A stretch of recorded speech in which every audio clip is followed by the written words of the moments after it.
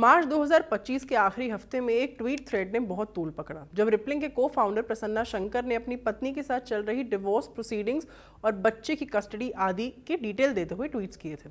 अगर आपने वो खबर मिस कर दी थी तो डिस्क्रिप्शन बॉक्स में उसका लिंक आपको मिल जाएगा। उस वीडियो में हमने आपसे कहा था कि जैसे ही प्रसन्ना की वाइफ अपना पक्ष सामने रखेंगी हम उसकी जानकारी भी आपको देंगे। आज की video is regarding that only. Billionaire tech founder Prasanna Shankar की वाइफ दिव्या शशिधर ने अपनी मैरिज को लेकर पति पर सीरियस और डिस्टर्बिंग एलिगेशंस लगाए हैं। उन्होंने बताया कि शादी का एक्सपीरियंस उनके लिए एक डरावने सपने जैसा बन गया था जिसमें काफ़ी गहरा फिजिकल, इमोशनल और फाइनेंशियल अब्यूज़ शामिल था। द सैन फ्रांसिस्को स्टैंडर्ड ने इस स्टोरी को विस्तार से कवर किया है। शुरुआत से ही प्रसन्ना और दिव्या इंटेलिजेंट स्टूडेंट्स थे। दिव्या ने एज अ हाईली एजुकेटेड और सक्सेसफुल प्रोफेशनल कैम्ब्रिज यूनिवर्सिटी में पढ़ाई की और बतौर सीनियर प्रोग्राम मैनेजर माइक्रोसॉफ्ट जैसे टेक जाइंट में भी काम किया है। उनका कहना है कि उन्होंने अपने करियर को सैक्रिफाइस करके अपने हस्बैंड और अपनी फैमिली को प्रायोरिटी दी, लेकिन प्रसन्ना ने कभी उनके सैक्रिफाइसेस की कदर नहीं की। दिव्या के एलिगेशंस के मुताबिक उनकी शादी में इमोशनल और फिजिकल अब्यूज़ था। उन्होंने कोर्ट में यह भी बयान दिया कि प्रसन्ना उन्हें सेक्स के लिए फोर्स करता था।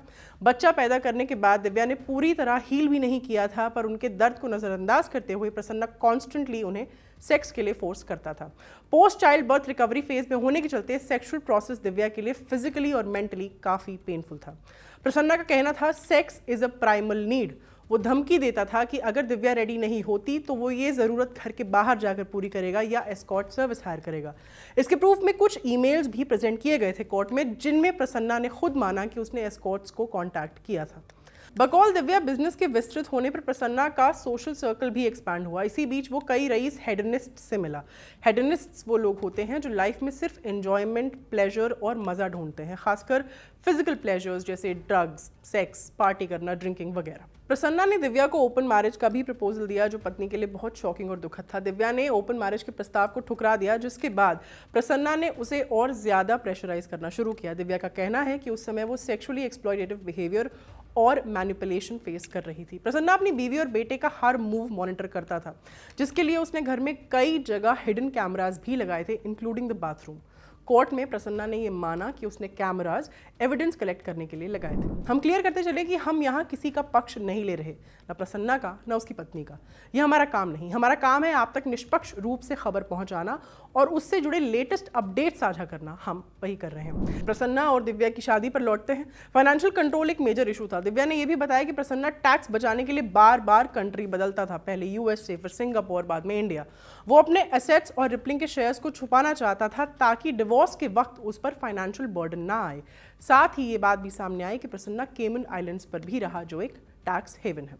सिंगापुर में हालात बिगड़े। दिव्या का माइक्रोसॉफ्ट से ले ऑफ हो गया और वर्क वीज़ा ना होने की वजह से वो कहीं और जॉब नहीं कर सकती थी। तब प्रसन्ना ने यह कहना शुरू किया कि उसका कमाया पैसा सिर्फ उसका है और किसी और का उस पर कोई हक नहीं। दिव्या ने कहा कि प्रसन्ना ने जानबूझकर इंडिया आकर डिवोर्स फाइल किया क्योंकि वहां प्रॉपर्टी डिवीजन लॉज यूएस जितने स्ट्रांग नहीं। ऑलमोस्ट सिमिलर क्लेम प्रसन्ना ने ट्वीट्स के जरिए बीवी के खिलाफ किया था कि बीवी यूएस में डिवोर्स फाइल करना चाहती है ताकि डिवोर्स सेटलमेंट में ज्यादा शेयर ले सके। ये बात हमने अपनी पुरानी वीडियो में भी आपसे साझा की थी। कोर्ट में दिव्या ने यह भी बताया कि प्रसन्ना उन्हें अपने दोस्तों के साथ सोने के लिए फोर्स करता था, जिसका दिव्या ने पूरी तरह विरोध किया। ये सब उसकी मेंटल हेल्थ और सेल्फ रिस्पेक्ट पर बुरा असर डाल रहा था। बहरहाल अक्टूबर 2024 में दिव्या अपने बेटे के साथ यूएस लौट आई और डोमेस्टिक वायलेंस का केस फाइल किया।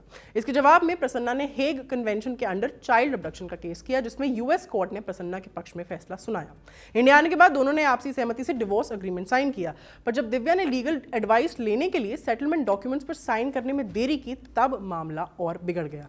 प्रसन्ना ने दिव्या को बेटे से अलग कर दिया और अब वो कोर्ट में बच्चे की कस्टडी के लिए लड़ रही है। हम एक बार फिर क्लियर करते चलें कि हम यहाँ किसी की साइड या पक्ष नहीं ले रहे, ना प्रसन्ना की ना उसकी पत्नी की। ये हमारा काम नहीं है।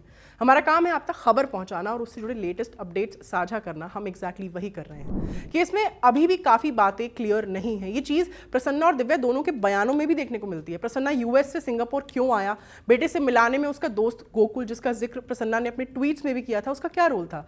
दिव्या के एक्स्ट्रा मैरिटल अफेयर को उनके लॉयर्स ने फिजिकल की जगह इमोशनल अफेयर बताया। फिर कॉन्डम से related WhatsApp chat, hotel check in details आदि का सच क्या है। ऐसे बहुत से सवाल हैं जो अब तक अनबूझे हैं। जैसे ही केस से जुड़ा कोई अपडेट हमें मिलेगा हम फिर लौटेंगे। अभी के लिए विदा लेती हूँ। मेरा नाम है आस्था, कैमरा के पीछे सर्वेश। बने रहिए खबरगांव के साथ। शुक्रिया।